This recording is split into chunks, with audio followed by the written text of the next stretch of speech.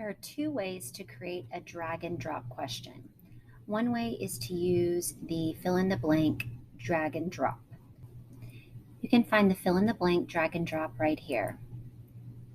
Now, if you have an image already saved of your question, you can just click in the box and paste it in there.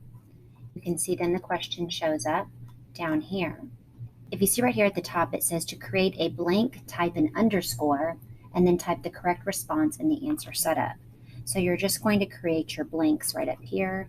Response 1, response 2, response 3, response 4. All I'm doing is typing the underscore, and that creates my spaces for me to enter then the correct answers.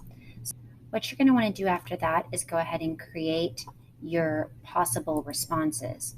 So you can put those in there, and then you create your answer choices. We have 237, 173,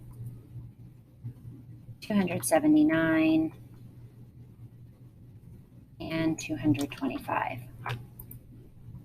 And then down at the bottom, you're going to go ahead and create your correct answer choice.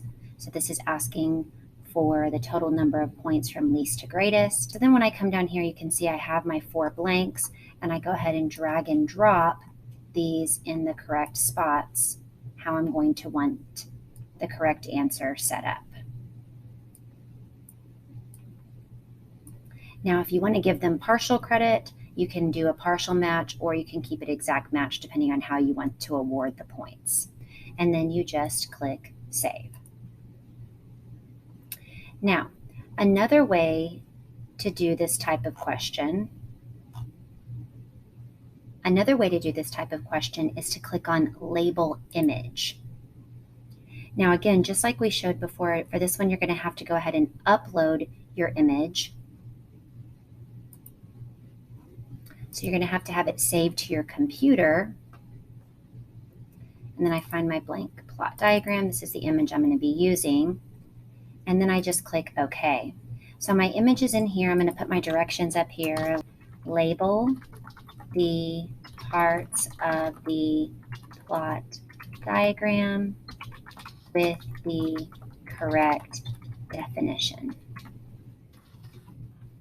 Now, the trick to this one is when you come down here, you have to actually draw the boxes. So you're going to click Draw, and I like to put them in the order that I would have kids do it. So I'm going to go ahead and draw my exposition first, so that this is going to be the number 1. Drawing this box, and you can see it puts number 1, number 2, number 3, number 4, and then number 5. So this creates the question for me. When I come down here, I want to go ahead and enter the possible responses. So I'm just going to click right here to give me an option. So this is going to be an answer choice. And then if I have my answer choices ready to go, I can copy and paste them, or I can type them into these boxes.